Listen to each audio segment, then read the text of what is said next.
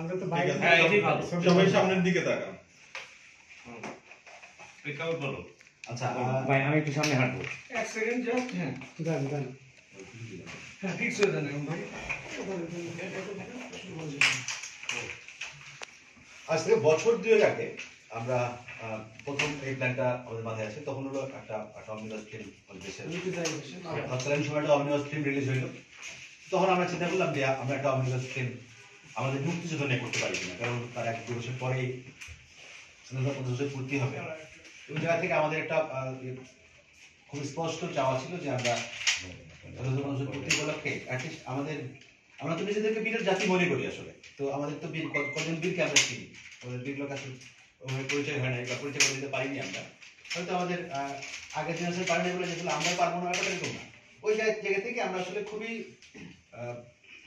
Unofficially আমরা কয়েকজন মিলে আসলে এই প্ল্যানটা শুরু করি যে আমরা আমাদের 7 জন বীরশ্রেষ্ঠকে জাতির সামনে এদের বীরত্বের গল্পগুলো আবার তুলে নিয়ে আসবো তো আমাদের যে এই 7 জন বীর ছিল এরা তো বীর এটা আমরা জানি যেহেতু বীরশ্রেষ্ঠ এরা সবাই অনেক বড় বীর কিন্তু এরা আসলে কত বড় বীর এদের কত বড় বীরত্বের গল্প এটা আসলে আমরা অতটা ডিটেইল জানি না আমরা নিজেরা যখন এটা পড়তে শুরু করলাম আরএনডি করতে শুরু করলাম তখন খুবই শিহরিত হইতাম এবং মনে হলো যে এরকম একটা প্লট ফাঁকা পড়ে আছে এরকম একটা প্লট পড়ে আছে এটার জন্য যে পরিমাণ সাহস যে পরিমাণ কর্মযোগ্য দরকার অনেক বড় ব্যাপারটা তো ওই জায়গা থেকে আমরা 7 জন ডিরেক্টর এক জায়গায় হওয়ার চেষ্টা করলাম এবং এই প্লট নিয়ে এগোনো শুরু করলাম আমাদের একটা মতো ছিল যে স্বাধীনতার 50 বছর পূর্তি উপলক্ষে আমাদের দেশের 7 জন বীরের গল্প মহান বীরের গল্প সর্বোচ্চ খেতাবধারী বীরের গল্প বীরশ্রেষ্ঠদের গল্প আমরা যেহেতু ছোটবেলায় এদেরকে নিয়ে আমরা পাঠ্যপুস্তকে পড়েছি এদের বীরত্বের গল্পটা মানুষের কাছে পৌঁছে দিল এটা হলো আমরা দেশকে ট্রিবিউট করতে চাই দেশের কাছ থেকে অনেক কিছু নিয়েছি আমরা দেশকে তো দেওয়ার কোনো সুযোগ আমাদের নেই আমরা চাইলে মুক্তিযুদ্ধ করতে পারবো না কিন্তু আমরা আসলে আমরা আমাদের এই যে কিছু তরুণ যারা মুক্তিযুদ্ধ দেখিনি আমরা মুক্তিযুদ্ধ পরের প্রজন্ম আমরা হলো এই মুক্তিযুদ্ধ জায়গাটুকু সামনে নিয়ে আসতে চেয়েছিলাম এই দেশের কাছে এই জিনিসটা ট্রিবিউট করতে চাই আমাদের এই রণযোদ্ধার যাত্রা শুরু তো তারপরে আমরা 7 জন ডিরেক্টর এক হইলাম এবং আমরা একটা প্ল্যান করলাম আমরা ভাবলাম যে আমাদের দেশে যেহেতু একটা বড় ইন্ডাস্ট্রি আছে তাই ইন্ডাস্ট্রির সফল নায়কদেরকে আমরা আসলে 7 জন বীরশ্রেষ্ঠর ভূমিকায় অভিনয় করাতে চাই যদিও আমাদের যে 7 জন বীরশ্রেষ্ঠ আছে এগুলা এক একজন তো হিরো আমাদের এই গল্পে আসলে গতানুগতিক আমরা যে কমার্শিয়াল ফিল্মের হিরো যেভাবে ভাবি এরকম হিরো দরকার নেই আমাদের যে গল্পটার যে বীরশ্রেষ্ঠ আছে হিরো এগুলো আসলে অনেক বড় হিরো কিন্তু তারপর আমরা মনে করেছি যে আমাদের ইন্ডাস্ট্রির সফল এবং জনপ্রিয় নায়কদেরকে আমরা আসলে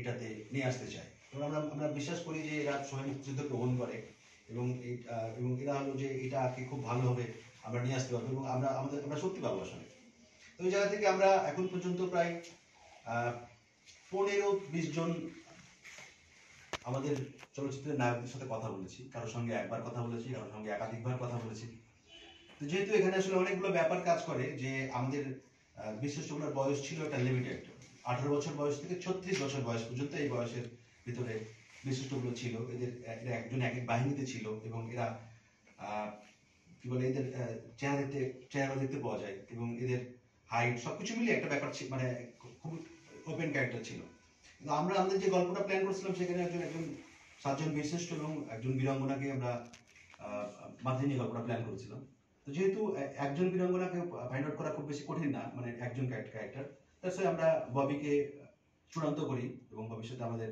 অফিসিয়াল ভাবে আমরা তাকে লক করি আর কি কিন্তু আমরা 7 জন যে বীরশ্রেষ্ঠ চরিত্রে যারা অভিনয় করবে এটার জন্য আসলে আমাদের প্রচুর কাজ করতে হচ্ছে এবং আমাদের টিমে একটা টিম কাজ করতেছে এদের সাথে কথা বলে ঠিকঠাক করার জন্য তো এর মধ্যে যেটা হলো হঠাৎ করে একদিন আমরা এটা অফিসিয়ালি খুব ভালোভাবে মানুষকে জানাতে চেয়েছিলাম যে আমরা 50 বছর পূর্তি উপলক্ষে এই মুজিব বর্ষে আমরা আসলে এই গল্পগুলোকে সামনে আনবো মুজিব বর্ষ একটা বড় ফ্যাক্ট ছিল এবং আমরা যদি সুযোগ পেয়েছি মুজিব বর্ষে কাজটা করার তো এটা আমাদের জন্য একটা বড় পাওয়া আর কি সৌভাগ্যের ব্যাপার মনে করি আর কি তো ওই জায়গা থেকে আমরা পরিকল্পনা ছিল আমাদের যে আমরা সবকিছু লক করে অফিসিয়াল সবাই সবকিছু লক করার পরে এই ব্যাপারটাকে সামনে নিয়ে আসবে কিন্তু এর মধ্যে কিছু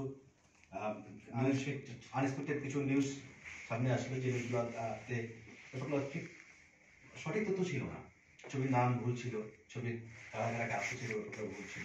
এবং এর মধ্যে যেহেতু আমরা অনেক নায়কের সাথে কথা বলেছি এবং এই নায়কগুলোর সাথে জড়িয়ে ছবিগুলোর কথা আমরা শুনতে পেলাম, ব্যাপারটা হলো যে আমরা এখন পর্যন্ত কোনো বীরশ্রেষ্ঠকে চূড়ান্ত করিনি, সবার সাথে কথা বলেছি এবং আমাদের এই গল্পে একটা ছবির 3 ঘন্টার একটা ছবিকে আমরা 7 জন বীরশ্রেষ্ঠ গল্প দেখবো, একটা বিড়ম্বনার গল্প দেখবো। তো এই গল্পে হলো আমরা সবার একটা নির্দিষ্ট সময় আছে, সবার একটা নির্দিষ্ট ক্যানভাস আছে, যেহেতু আমরা একটা টাইম পিরিয়ডের গল্প বলছি, একটা 71 একটা সময় ধরে গল্প বলছি। তো এটার জন্য সবার আমরা চাইলেই কাউকে খুব বেশি দিতে সুযোগ দিতে পারবো না, আবার বা চাইলেও কাউকে কমাতে পারবো না। আমরা আসলে মূল গল্পটাই এভাবে বলতে চাই। তো এইখান থেকে আমরা আসলে আজকে আপনাদের সাথে কথা বলছি। আমাদের লক্ষ্যের জায়গাটা হলো এটা যে কথাগুলো বাইরে আমরা মানে অলরেডি কিছু সংবাদ মাধ্যমে আসছে, এই বিষয়গুলো নিয়ে আমরা নিজেরা একটু ক্লিয়ার হতে চাই আর কি, যে আসলে আমরা কোন জায়গায় আছি বা কি করছি।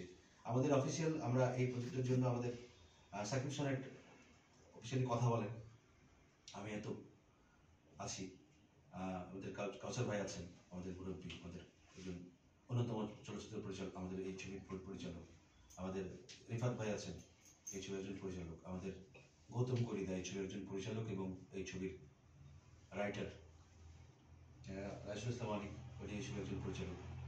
তো আমরা সবাই মিলে চেষ্টা করছি যে এটাকে একটা ভালো গল্প, একে খুব ভালোভাবে উপস্থাপন করার। আর এইটা গতানুগতিক কোনো ফিল্ম না, মানে যেহেতু 7 জন বিশিষ্ট গল্প বলবো, ওয়ার্ল্ড ওয়াইড যে ওয়ার মুভিগুলো হয়, যেগুলো 1টা 2টা 3টা অপারেশন হয়, কিন্তু 7টা অপারেশন একসঙ্গে দেখানোটা অনেক বড় ব্যাপার, অনেক বড় বাজেটের ব্যাপার, অনেক বড় সাহসের ব্যাপার আসলে, এবং সবচেয়ে বড় কথা অনেক বড় ইচ্ছার ব্যাপার। এইটা ইচ্ছা কোনো বছর ধরে কেউ করতে পারে না।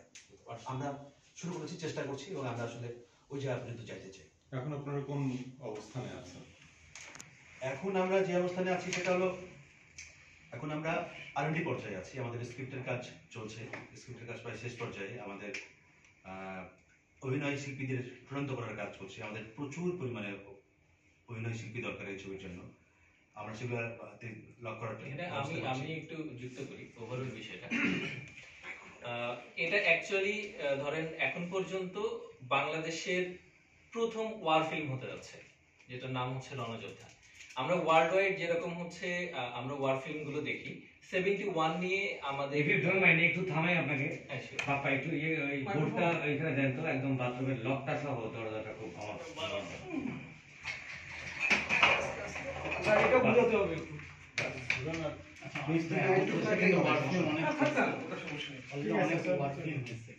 না ওয়ার ফিল্ম হচ্ছে 71 পিরিয়ড ধরে ওয়ার ফিল্ম হচ্ছে, কিন্তু এটা হচ্ছে বীরশ্রেষ্ঠ নিয়ে অ্যাকচুয়াল ওয়ার এটা আলাদাভাবে উল্লেখ করে দেন, সেটা আলাদা ভুলভাল সমস্যা নেই, ওটা আমরা এডিট করতে পারবো, ডোন্ট ওয়ারি, কিন্তু বলে দেন আরেকবার। আমি বলে দিচ্ছি শুরু থেকে। আমি অ্যাকচুয়াল ফ্রেমটা বলে দিই, এরপরে কোশ্চেনগুলো করে নিলে সুবিধা। তো বাংলাদেশের 71 নিয়ে এবং বাংলাদেশের বীরদের নিয়ে যতগুলো যুদ্ধের সিনেমা আমরা দেখেছি, তাদের মধ্যে 7 জন বীরশ্রেষ্ঠকে নিয়ে, স্পেসিফিক একজন বীরশ্রেষ্ঠকে নিয়েও এখন পর্যন্ত একাধিক ডকুমেন্টারিজ হলেও ড্রামা হলেও বা হচ্ছে শর্ট ফিল্ম হলেও পূর্ণদৈর্ঘ্য চলচ্চিত্র এখন পর্যন্ত কোনো সিনেমাতে হয়নি। কিন্তু আমরা 7 জন বীরশ্রেষ্ঠকে একই সাথে একই সিনেমায় একই ছবিতে ফ্রেম করার চিন্তাটা করেছি এই জায়গা থেকেই, যেটা হলো বাংলাদেশের বীরশ্রেষ্ঠদের প্রথম যুদ্ধের সিনেমা হবে, প্রথম বীরত্বের সিনেমা হবে, যে সিনেমাটা একটা ফ্রেমে একটা ক্যানভাসে মানুষ 7 জন বীরশ্রেষ্ঠের কমপ্লিট গল্পটা দেখতে পাবে। এটা হচ্ছে একটা পার্ট। সেকেন্ড পার্ট হচ্ছে আমাদের সিনেমার 7 জন ডিরেক্টর বেছে নেওয়ার পিছনে মূল উদ্দেশ্য ছিল যে 7 জন বীরশ্রেষ্ঠর স্ট্র্যাটেজি, 7 জন বীরশ্রেষ্ঠের যুদ্ধ, 7 জন বীরশ্রেষ্ঠের লাইফস্টাইল, 7 জন বীরশ্রেষ্ঠের অ্যাকচুয়াল যে ফিচারটা, অ্যাকচুয়াল যে ক্যারেক্টার এবং বীরত্বটা তুলে নিয়ে আসার জন্য আমাদের কাছে মনে হয়েছে যে একজন ডিরেক্টরের জন্য অনেক ডিফিকাল্ট হবে। সে কারণে আমরা চেষ্টা করেছি 7টা পর্যায় থেকে 7 জন ডিরেক্টরকে একই সাথে নিয়ে এসে 7টা ইন্ডিভিজুয়াল গল্প একটা ফ্রেমে একই সাথে তুলে ধরার জন্য 7 জন মানুষকে এবং 7 জন বীরশ্রেষ্ঠের গল্পকে নির্মাণ করার জন্য আমরা 7 জন ডিরেক্টর একসাথে হয়েছি। এবং এটার পিছনে আমাদের প্রযোজনা প্রতিষ্ঠানের থেকে হচ্ছে সাকিব ভাই এবং পলাশ ভাই আমাদের 7 জনকে একসাথে পিক করেছে। আর্টিস্টদের সাথে কথা বলার সাথে সাথে 7 জন ডিরেক্টর বাছাই করার জন্য আমরা প্রায় 30-35 জন ডিরেক্টরের সাথে কথা বলেছি। কথা বলার পরে যখন এসে আমাদের কাছে মনে হয়েছে যে না, এই 7 জন মানুষ আমরা যারা এখন আছি তারা এই কমপ্লিট এই কন্টেন্টটা করার জন্য ক্যাপাবল। আরো 10 জন আছে, কিন্তু আমাদের কাছে মনে হয়েছে যে আমরা হয়তো ক্যাপাবল, যে কারণে আমরা এই 7 জন মানুষকে একসাথে করে সিনেমাটা করার চেষ্টা করছি। সম্ভাবনা এখন বর্তমান সময়ে আমাদের অবস্থান হচ্ছে যে আমরা যে কাজগুলো করছি তাদের মধ্যে স্ক্রিপ্টিং এর একটা হিউজ পার্ট আছে। তার কারণে আমরা বিশিষ্টদের নিয়ে যতগুলো বুকস দেখি বা বই দেখি বা যতগুলো ইন্টারভিউ আমরা দেখেছি, সবগুলোতেই তথ্য একই রকম, কিন্তু বাস্তবতাটা ভিন্ন ভিন্ন। কোনো গল্পে এরকম আছে, কোনো ইতিহাসে কোনো ইন্টারভিউতে এরকম বলা আছে যে বীরশ্রেষ্ঠ মতিউর রহমান প্লেনে ওঠার আগে 2 ঘন্টা সে হচ্ছে মানে ট্রায়াল দিয়েছিল, ওয়েট করেছিল। আবার কোন জায়গায় এরকম বলা আছে সে 5 মিনিটে দাঁড়ায় নাই, ডিরেক্ট এসে চুরি করে প্লেনে উঠে গেছে। আবার কোন জায়গাতে এরকমও বলা আছে যে আগে সে হচ্ছে ফ্লাইটের জন্য সে হচ্ছে মানে লিখিত নিছে, তারপরে বের হয়েছে। তো এই যে বিভিন্ন রকম অসঙ্গতি বিভিন্ন ইন্টারভিউ, বিভিন্ন লেখাতে এবং বিভিন্ন প্রবন্ধতে এবং হিস্ট্রিতে, এই জায়গাগুলো রিসার্চ করে নিয়ে এসে একটা কমপ্লিট স্ক্রিপ্ট বানানো, যেটাতে কোনো মানে কন্ট্রোভার্সি থাকবে না, যেটা অ্যাকচুয়াল সত্যি ঘটনা, এগুলোর জন্য আমরা আমাদের 3 বাহিনীর বিভিন্ন মানুষের সাথে কথা বলছি, তাদের কাছ থেকে রিটেন নিচ্ছি, পুলিশ থেকে, বিজিবি থেকে, আর্মি থেকে, নেভি থেকে, প্রতিটা জায়গা থেকে কিন্তু আমাদের টিম কাজ করছে, ঠিক আছে। এরই সাথে সাথে যেহেতু অনেক বড় প্রজেক্ট এটা আলটিমেটলি, সে কারণে আমাদের রিটেন ওয়ার্কের পাশাপাশি আমাদের আর্টিস্ট নিয়ে চিন্তা করা লাগছে। তার কারণ আমরা প্রাইমারি স্টেজে ফ্রেম করতে পারছি যে আমাদের এই কন্টেন্টের জন্য অ্যারাউন্ড 300 আর্টিস্ট লাগবে। 300 আর্টিস্টের মধ্যে আমার সেন্ট্রাল লিড 7 জন বীরশ্রেষ্ঠকে বাদ দিলেও আমার পাকিস্তানি আর্মি এবং আদার্স ক্রু কাস্ট মিলায় আমার প্রতিটা পার্টের টিম মেম্বার থাকবে হচ্ছে প্রতিটা শুটিং এর 300 থেকে 400 জন মানুষ। এত হিউজ অ্যারেঞ্জমেন্ট, হিউজ ফিচারের কন্টেন্ট করার জন্য আসলে মানে শুধু স্ক্রিপ্ট নেই, স্ক্রিপ্টের সাথে সাথে আরো 10টা কাজ একই সাথে এগিয়ে নিয়ে যেতে হয়, আরো প্রোডাকশন টিম, প্রোডাকশন ডিজাইন, আরো 10টা কাজ থাকে। সেই কাজগুলো আমরা এখন মানে চালিয়ে যাচ্ছি। আর সব আর্টিস্টদের সাথে কথা হচ্ছে উইদিন 1 মান্থ, ম্যাক্স 2 মান্থের মধ্যে আমরা সবার সাথে হয়তো বা মানে লিপিবদ্ধ হয়েও যাব, একসাথে হয়ে যাব। ধন্যবাদ। এর পরবর্তীতে আমাদের সাকিব গৌতম কোরের কাছে যদি জানতে চাই যে আপনি স্ক্রিপ্টিং এর কাজ কিংবা এইগুলো করছেন আর কি, মানে এটা তো আসলে খুবই টাফ জব, এবং অনেকে বলছিলেন যে কিছু কিছু তথ্যের যে পরিবর্তন এখানে আছে ওইখানে নাই, এই বিষয়গুলোকে কিভাবে আসলে অথেন্টিক করছেন? এছাড়াও এইসব লেখার জন্য কিংবা তাদের রিসার্চের জন্য আপনারা ফিল্ড ওয়ার্ক করছেন অবশ্যই, মানে কোন কোন স্পটে করছেন? শুধু কি সামরিক বাহিনী, নাকি আসলে শুধু পত্র পত্রিকা কিংবা পরিবারের লোকজন? তথ্যগুলো আপনি মানে প্রাইমারি সোর্স নাকি সেকেন্ডারি সোর্স, কোনটা ব্যবহার করছেন যদি একটু এইভাবে বলেন। Thank you. মানে এই রণযোদ্ধার স্ক্রিপ্টিং এর ক্ষেত্রে আসলে আমার কাছে মনে হয় মানে শুধু এক বসায় লেখা বা লিখে ফেলার মতো না, আসলে এখানে অনেকগুলো ফেজ আছে। প্রথম হচ্ছে যে পত্রপত্রিকার রেফারেন্স, দ্বিতীয় হচ্ছে যে আর্কাইভাল ফুটেজ, এবং আমরা জানি যে বীরশ্রেষ্ঠদের ওইভাবে কোনো আর্কাইভাল ফুটেজ নেই, এবং মানে এখন পর্যন্ত তাদের একটা ছবি পাওয়া যায়, ওই 7 জনের স্কেচ এবং কিছু ফুটেজ মিলিয়ে সিকিউরিটি পিন।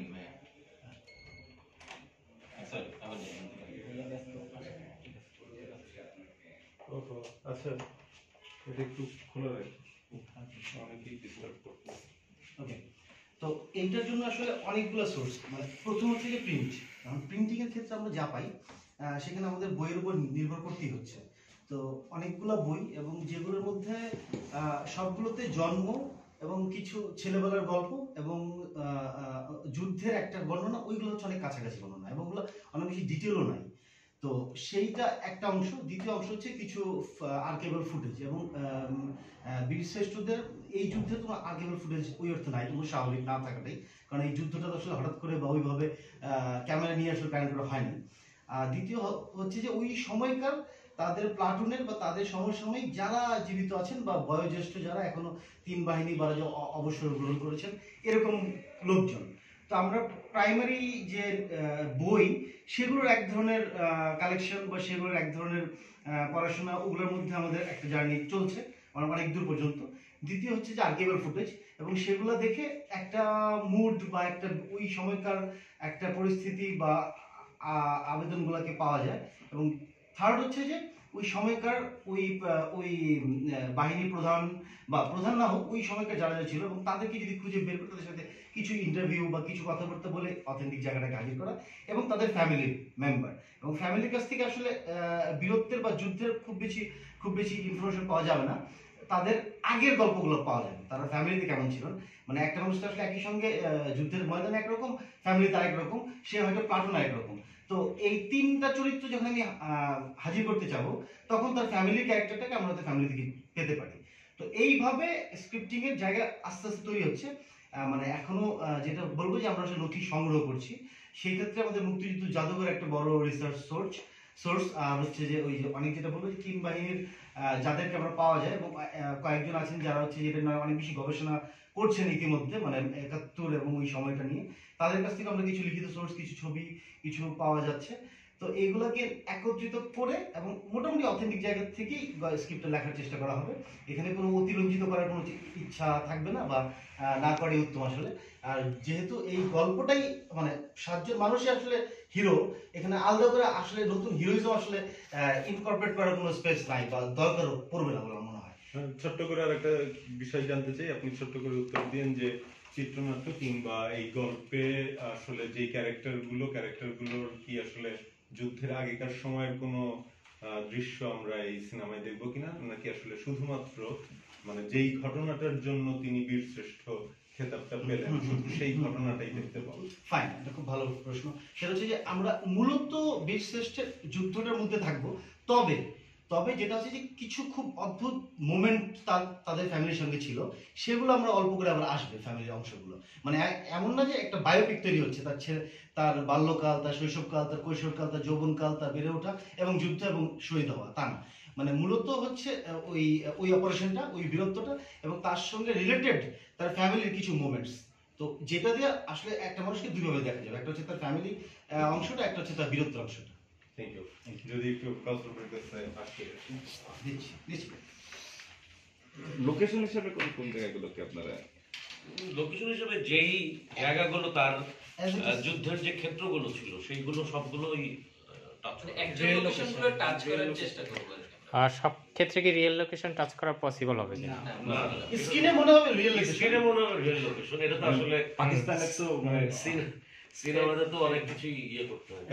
একটু জানতে চাই, এই প্রসঙ্গগুলো থাকবে, আপনি যদি আমি তারপরেও প্রশ্ন করব, আপনার যদি খেয়াল থাকে তাহলে আপনি এগুলো একটু টাচ করে যাবেন। আর একটা বিষয় সেটা হচ্ছে বীরশ্রেষ্ঠ তো আসলে দেশের সবচেয়ে বড় সম্পদ।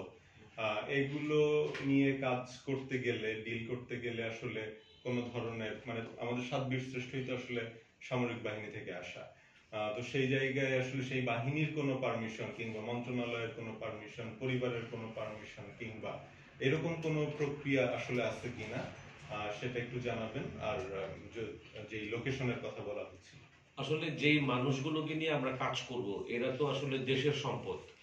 তো দেশের সম্পদ সেহেতু তাদের নিয়ে কথা বলার, তাদের যে বীরত্বের কথা বলার অধিকার আসলে সবারই আছে।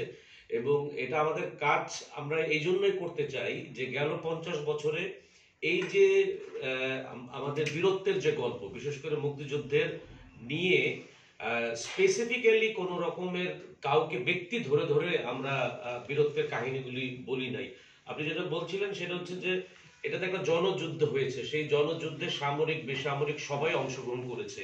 আমাদের এই উদ্যোগটা হয়তো শুরু যে আমরা 7 জন বীর শ্রেষ্ঠকে ফোকাস করে করছি, যাতে এটা অন্যরাও অনুপ্রাণিত হয়। মানে এই 7 জন বীর শ্রেষ্ঠর বাইরেও আরো অনেক বীর শ্রেষ্ঠ আছে, তাদেরও তো অনেক বীরত্বের গল্প আছে, তারাও যাতে অন্যরাও যাতে অনুপ্রাণিত হয়। আমরা হয়তো শুরু করছি এই গল্পটা দিয়ে, হয়তো ভবিষ্যতে আমরাই আবার কেউ ব্যক্তিগতভাবে অন্যান্য বীরত্বর গল্পগুলো বলার চেষ্টা করবো বা অন্যরাও অনুপ্রাণিত হবে। আমি যতটুকু জানি সেটা হচ্ছে যে এই গল্পের নানান রকম সোর্সগুলি হচ্ছে বিডিআর থেকে, পুলিশ থেকে এবং সামরিক বাহিনী থেকে। আমাদের এই স্ক্রিপ্টিং এর গবেষণার ক্ষেত্রে সাহায্য করবেন সামরিক বাহিনীর কয়েকজন কর্মকর্তা আছেন যারা এগুলো নিয়ে রিসার্চ করছেন। প্রচলিত যে বইগুলো আছে সেই বইগুলোতে আমরা জোগাড় করছি এবং আমরা একটা টিম ইতিমধ্যেই আমরা মুক্তিযুদ্ধ জাদুঘরের সাথে যোগাযোগ করেছি। তাদের কাছে যে আলামতগুলো আছে আমাদের R&D টিমকে সেই ব্যাপারে আমরা সংযুক্ত করেছি এবং R&D টিম এটা নিয়ে কাজ করছে। যেহেতু দেশের শ্রেষ্ঠ সন্তানদের নিয়ে কাজ করছি, আমরা চেষ্টা করব ঐতিহাসিকভাবে বিষয়টা যাতে কারেক্টেড থাকে, ইনফরমেশনগুলো যাতে কারেক্টেড থাকে, এবং সেটা আসলে আমরা একা পারবো না, আমরা আসলে সবার সহযোগিতা নিয়েই এই কাজটা আসলে করার চেষ্টা করছি। সব সিনেমার মানে যেই 7টা পার্ট কি 7টা লোকেশনে মানে রিয়েল লোকেশনে হচ্ছে কিনা? রিয়েল লোকেশনে হয়তো করা সম্ভব হবে না, কারণ তখনকার যে লোকেশনগুলোর যে অবস্থা সেটা হয়তো আমরা 50 বছর পরে সেটা খুঁজে পাবো না। কিন্তু যে আবহটা, যে যুদ্ধগুলো হয়েছে, যে ব্যাকড্রপে যুদ্ধগুলো হয়েছে, যে ঘটনাগুলোর বর্ণনা আছে, আমরা যেটা দেখেছি সেগুলোর কাছাকাছি যাওয়ার চেষ্টা করব।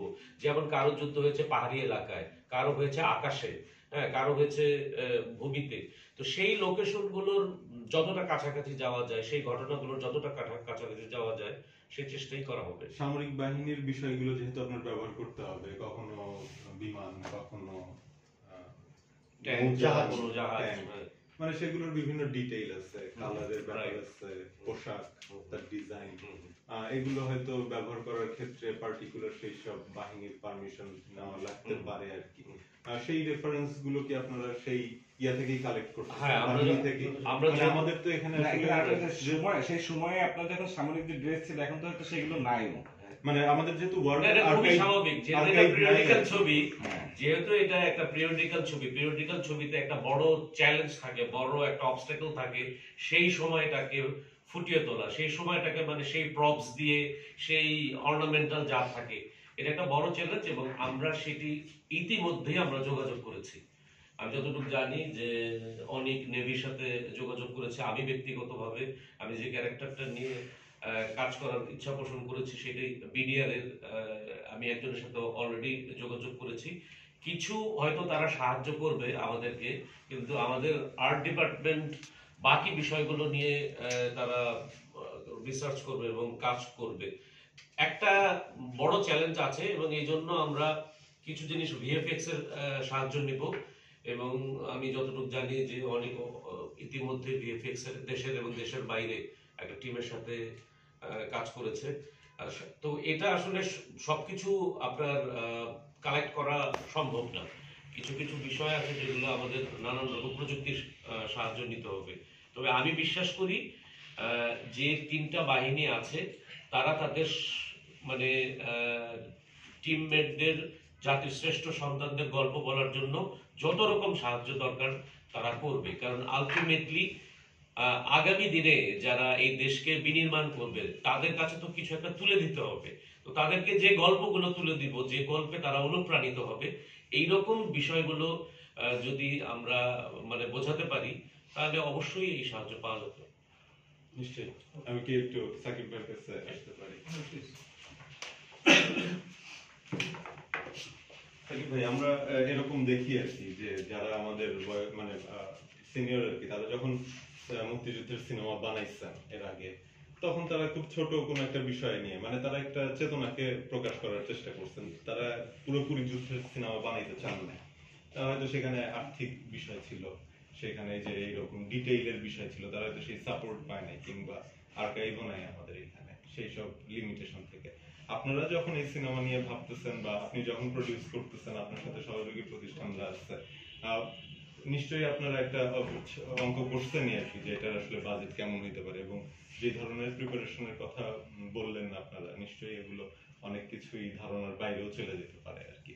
তো প্রডিউসিং এর ক্ষেত্রে আপনার ইন্টারেস্টটা কোথায় ছিল, এবং যেহেতু আমাদের এইখানে এত ইনভেস্ট করে আসলে অনেক কিছুই করা সম্ভব না, তারপরেও আপনারা প্রডিউস করতেছেন কেন? শুধুমাত্র কি আসলে এই মানে জাতির শ্রেষ্ঠ সন্তানদেরকে নিয়ে কাজ হবে, এটাই একমাত্র অনুপ্রেরণা? না, আসলে ব্যাপারটা ওরকম না। এক্ষেত্রে বলতে গেলে আমি আমার লাস্ট ফিল্মটার কথা একটু টানি। ওটা যে সাবজেক্ট ছিল, প্রতিটা সাবজেক্টেরই তো একটা ভ্যালুয়েশন থাকে। ওটার ভ্যালুয়েশন ছিল হাইয়েস্ট 50 to 70 লাখ টাকার একটা গল্প ছিল, যেটা দিয়ে আমি চিত্রায়িত করতে পারতাম খুব ভালোভাবে, এমন না যে খারাপ হতো, খুব ভালোভাবে হতো। সেটাকে আমি অলমোস্ট 4.5 কোটি টাকা দিয়ে বানিয়েছি।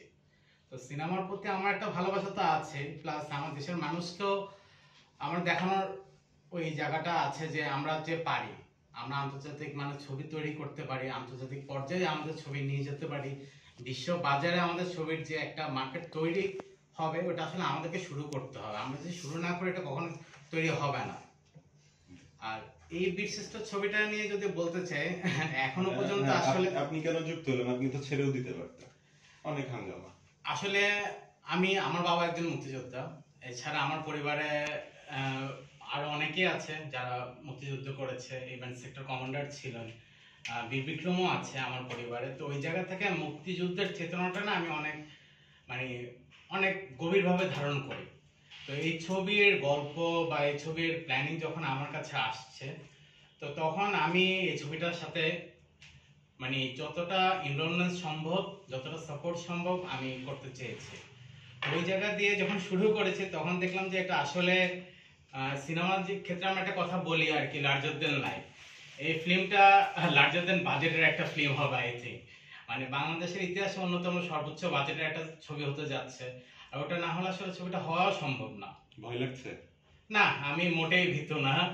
এর আগেও যেহেতু বড় ছবির আমার অভিজ্ঞতা আছে, তো আশা করি এটা আরো বেটার ভাবে আমরা করতে পারবো, অতটুকু কনফিডেন্স আছে আমার। কিরকম বাজেটের পরিকল্পনা, প্রাথমিক বাজেট কিরকম হতে পারে বা কতদূর পৌঁছাতে পারে আপনারা প্রিপারেশন? প্রাথমিক বাজেট আসলে এখানে অনেক কিছুর ব্যাপার আছে, যেমন আমরা বিভিন্ন বাহিনী থেকে যে সাপোর্ট গুলা পাচ্ছি, ওগুলা আপনি আসলে টাকা দিয়ে কখনো মূল্যায়ন করতে পারবেন না, তাহলে এটা শত শত কোটি টাকার ভ্যালুয়েশন চলে যাবে। তো ওগুলা ব্যতীত যদি আমরা চিন্তা করি, তারপরও বাংলাদেশের এখন পর্যন্ত যে বাজেটের যৌথ প্রযোজনা ব্যতীত যে বাজেটের ছবিগুলো হয়েছে তার থেকে বেশি হবে আমি গেস করতেছি। এক্সাক্ট ফিগারটা এখন যদি আমি আপনাদেরকে বলি যে আমি প্ল্যানিং করছি এটা আমার বাজেট এটা, কিন্তু দুদিন পরে সেটা বাড়বে, এটা আমি জানি। তো এখন আমি কোনো একটা ফিগার আসলে আটকাতে যাচ্ছি না। ওকে, আমরা একটু রিফাত ভাই কাছে আমার কাছে ভাই বলুন না ঠিক আছে, আপনি কিভাবে যুক্ত হলেন? আপনি আমার মুখের সামনে থেকে চেহারা দেখেন, আমি একটু প্রশ্ন করি যে সিনেমার গল্পই আসলে একটা অনেক বড় জিনিস। এখানে আমরা যেরকম নিউজে দেখেছি, নিউজ নিয়ে অনেক কথা হলো যে এখানে অনেক দেশের বড় আর্টিস্টরা কাজ করবেন। তো দেশের বড় আর্টিস্টদেরকে নিয়ে কাজ করা, কিংবা হইতে পারতো এটা একটু অপরিচিত, কিংবা আপনাদের বয়স লিমিটের মধ্যে যারা ম্যাচ করে সেরকম কোনো আর্টিস্টও হয়ে যেতে পারতো আর কি। নাকি আসলে আপনারা কেনই স্টারকে নিয়েও চিন্তা করতেছেন?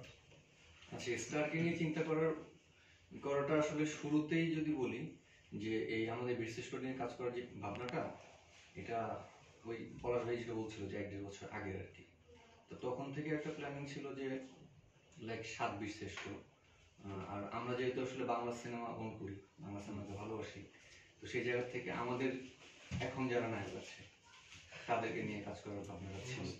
কিন্তু আমরা এখানেই লক না যে আসলে 7 জন বীরশ্রেষ্ঠকে আমরা 7 জন সুপার হিরোকে নিতে হবে। শেষে এসে যেটা হয়েছে যে ওই যে চরিত্রের জন্য বয়স বা চেহারার মিল, ঠিক আছে। সিনেমায় নিশ্চয়ই মেকআপের একটা বড় কাজ থাকবে আর কি। আপনাদের যে টেকনিক্যাল টিম, আমাদের এখানে কি আসলে এই ধরনের মেকআপ হয় কিনা? না, আমরা তো আসলে মেকআপের যে ব্যাপারটা, এটা আমরা আমাদের দেশের প্রেক্ষাপটে ভাবতেছি না আসলে যে এখান থেকে কাজ করা হলো কাল। আর এই ব্যাপারে মনে হয় অনেক ভাই আরো ভালো বলতে পারবে আর কি, এগুলো সে বলতেছে। এটা কি কোনোভাবে রিভিল করা যায় যে আসলে কোন বীরশ্রেষ্ঠকে নিয়ে কারা কাজ করতেছেন আপনারা এখানে? এটা আসলে চুক্তিবদ্ধ হওয়া ছাড়া আসলে রিভিল করাটা পসিবল না। যখন যে বিশিষ্ট চুক্তিবদ্ধ হবে তখন সেটা আমরা রিভিল করে দেব। আচ্ছা, আমার একটা লাস্ট প্রশ্ন আছে। 7 জনের যে গল্পটা আপনারা একটা ছবিতে দেখাবেন, একই ফ্রেমে দেখাবেন, তো 7টা গল্পকে একই ফ্রেমে আনার যে আপনারা লাস্ট একটা কঠিন কাজ, এই কাজটাকে আপনারা কিভাবে ফাইনাল ফিনিশিংটা আনছেন আর কি? এইটার তো আসলে ম্যাজিকটা থাকবে চিত্রনাট্যে, রাইট? সো এটা আগে রিভিল না করাই মনে হয় বেটার। তারপরে একটু ইনফরমেশন আমরা দিতে পারি, সেটা হচ্ছে আমরা যুদ্ধের টাইম পিরিয়ডটাই শুধু সিনেমাটাতে দেখাচ্ছি। এমন না যে যুদ্ধের আগের সময় বা যুদ্ধের পরবর্তী সময়, তা না। যুদ্ধের ইমিডিয়েট আগে, আমাদের যুদ্ধ শুরু হয় 25শে মার্চ কালরাত্রি যেটা আমরা বলি, বা 26শে মার্চ বলে থাকি, তার হয়তো ইমিডিয়েট কিছুদিন আগে, কারণ যুদ্ধটা তো হুট করে শুরু হয়ে যায় না, তার আগে তো একটা প্ল্যানিং থাকে যারা যুদ্ধটা করে। তো ওই 2-1 মাস আগের থেকে হয়তো ঘটনাটা শুরু করে আমরা 16 ডিসেম্বরে গিয়ে শেষ করব। আর আমাদের একজন বিশিষ্ট এক একটা টাইম পিরিয়ডে যুদ্ধ করেছে, তারা এক একটা টাইম পিরিয়ডে শহীদ হয়েছে, ওই এক একটা টাইম পিরিয়ডে প্রত্যেকটা এক্সাক্ট জিনিসটাই আমরা স্ক্রিনে আনার চেষ্টা করব। ওকে, রিফাত ভাইয়ের কাছে জানতে চাই যে কোনো ইয়ে আছে, ডিউরেশন আছে যে, বা এরকম কোনো কিছু বেঁধে দেয়া আছে যে এই ডিরেক্টর এই বীরশ্রেষ্ঠকে নিয়ে কাজ করলে হয়তো প্রত্যেকে 30 মিনিট করে পাবে কিংবা প্রত্যেকে 20 মিনিট করে পাবে, নাকি আসলে যার যেরকম সময় প্রয়োজন হবে সেটা পরে? না, ব্যাপারটা এরকম নয়। ব্যাপারটা তো আসলে আমাদের এই 7টা গল্প মিলিয়ে তো আসলে একটা সিনেমা, পূর্ণদৈর্ঘ্য সিনেমা।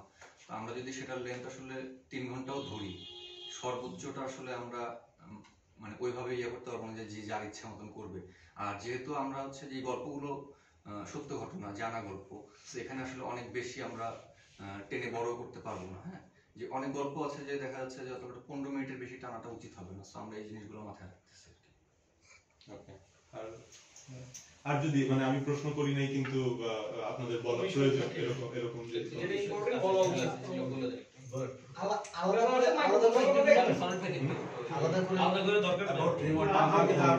আমি আলাদা করে নেব না, আমি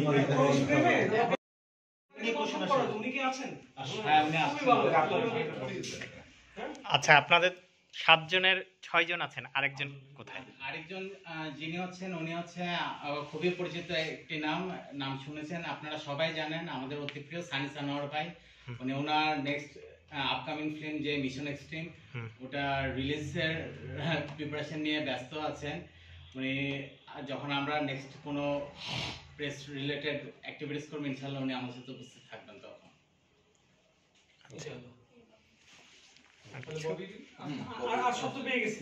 আচ্ছা, আরেকটা ইনফরমেশন আমি দিতে যাচ্ছি, সেটা হচ্ছে বেশ কিছু মানে ভুল ইনফরমেশন আসছে, এটা আমি জানি না। ইভেন কিছু কিছু জায়গায় আমি বক্তব্য দিয়েও নেই, সেখানে আমার বক্তব্য পেশ করা হয়েছে। তারপর মানে এটা খুব কমন সেন্স, মানে এত বড় একটা স্কেলের ছবি, 7 জন বিশিষ্টকে নিয়ে, এটা চাইলেও ছোট স্কেলে সম্ভব না। তো বড় মানে লো বাজেট, লো ক্যানভাস, এই টাইপের নিয়ে আমি বেশ কিছু নিউজ দেখেছি। তো ওই জায়গাটা আমি একটু ক্লিয়ার অলরেডি আমি বলে দিয়েছি যে এটা বাংলাদেশের মানে লোকাল প্রোডাকশন, বাংলাদেশের লোকাল প্রোডাকশন যতগুলো হয়েছে তার থেকে বেশি বাজেটেরই এই প্রোডাকশনটা হবে, এতটুকু আমি গ্যারান্টি দিতে পারবো। মানে বাংলাদেশের সবচেয়ে ব্যয়বহুল সিনেমা কি বলতে পারি এটাকে? ব্যয়বহুল আসলে আপনি এক্স্যাক্টলি কিভাবে ফাইন্ড আউট করবেন? হ্যাঁ, অন্য কিছু না, অর্থটাকেই আমি গুরুত্ব দিচ্ছি এখানে। না না, এটা কিভাবে মানে কস্টিং এর জায়গা থেকে আমি বলতেছি, কস্টিং এর জায়গা থেকে মানে ছবিটা আসলে কি বাজেটের হবে বা কত বিগ স্কেলের হবে, ওটা কে ডিসাইড করে? এটা অবশ্যই একটা প্রযোজক ডিসাইড করতে পারে, যেহেতু সে লগ্নিটা করে, সেই জন্য আসলে তার কয় টাকা খরচ হয়েছে। কোনো শিল্পী বা কোনো ব্যক্তি বা ফিল্ম রেটের অন্য কেউ কিন্তু কখনো বলতে পারবে না যে এই ছবিতে এত টাকা খরচ হয়েছে। আনুমানিক একটা ধারণা দিতে পারে সর্বোচ্চ, যে সেই জানে যার পকেট থেকে যায় ব্যাপারটা। তো সেখান থেকে আমার জানার মতে বাংলাদেশে এখন পর্যন্ত 5-6 কোটি টাকার বেশি বিনিয়োগের ছবি হয়নি আমার জানা মতে। এটা ইনফরমেশনের ইয়াও থাকতে পারে, কারেকশনও থাকতে পারে, বাট এর থেকেও বেশি বাজেটের এটা হবে, এই ছবিটা হবে, এটা আমি বলতে পারছি। তারপরে ধরেন এখানে তো আপনার কাছে যে মনে হয় ইয়ে থাকতে যে ধরেন যে আর্মি 3টে বাহিনীর সাথে সহযোগিতা করে, এটা তো অর্থের বিনিময়ে তো করতে না না, ওইটা তো আপনি যে একটা ট্যাঙ্ক বা তাদের দিয়ে বলছে যে ভ্যালুয়েশনটা কিভাবে হবে, যদি ওই ভ্যালুয়েশনটা মানে যে লজিস্টিক্স গুলো আমরা পাবো, মানে যে লজিস্টিক্স গুলি আসলে আমরা পাবো 3 বাহিনীর কাছ থেকে এবং প্রযোজকদের যে লগ্নিটা যাবে, এই দুইটার যদি সম্মেলন ঘটে তাহলে তো এটা আসলে অনেক বিগ বাজেটের ছবি। তো মানে বাজেটের থেকে যে বিষয়টা আসলে মানে গুরুত্ব পাওয়া উচিত সেটা হচ্ছে যে কতটুকু বড় আয়োজন করে আসলে মুক্তিযুদ্ধের ছবিটা তৈরি করছি, এই গল্পগুলো আসলে কতটুকু এনার্জাইজ করবে, মানুষকে ইন্সপায়ার করবে, কানেক্ট করবে, এবং সেইটাই হচ্ছে আসলে বড় ব্যাপার। অনেক বিগ বাজেটের ছবি আমরা সারা পৃথিবীতে পাশের দেশে আমরা ফল করতে দেখেছি। সেই ধরনের কন্টেন্টের জায়গা থেকে আমরা যতটুকু পারা যাবে সৎ থাকার চেষ্টা করব। মানে কি আমি অর্থ মন্ত্রণালয়ের লোকটা এই জন্য। আচ্ছা, গৌতম করির কাছে প্রশ্ন যে তাই না, মানে 7 জন বীর শ্রেষ্ঠ সেটাই একটা গল্প হইতে পারতো, এখানে একজন বীরাঙ্গনার প্রয়োজন কেন হয় আসলে? আচ্ছা, এখানে ঠিক প্রয়োজন অর্থে বলাটা ঠিক হবে না, গল্পের অনেক ধরনের গতি প্রকৃতি থাকে। তো আমাদের পলাশ ভাই যেটা বলছিলেন যে 7 বীরশ্রেষ্ঠর আমরা আসলে টাইম স্কেলটা ধরেই আগাবো, যে যখন প্রথম মারা গেছেন বা শহীদ হয়েছেন এপ্রিলে যিনি মোস্তফা কামাল, তারপরে যিনি এইবার। তো এই 7টা ছবি যদি আলাদা আলাদা করে দেখানো হয় তাহলে 7টাকে আসলে অমনিবাস ছবি বা কম্পারিশন ফিল্ম আমরা বলতে পারি, 7টা আলাদা গল্প। কিন্তু আসলে মূলত একটা গল্প কিসের গল্প? আমাদের মুক্তিযুদ্ধের গল্প। তো আমরা মুক্তিযুদ্ধের গল্প এবং এটা আসলে একটা সিনেমা, এইটা যদি আমরা বলতে চাই তাহলে 7টা গল্প বা 7টা ঘটনার মধ্যে, 7টা বীরত্বের মধ্যে, 7টা যুদ্ধের মধ্যে একটা কানেক্টিং ব্রিজ লাগে ন্যাচারালি, তখনই একটা গল্প হয়ে ওঠে।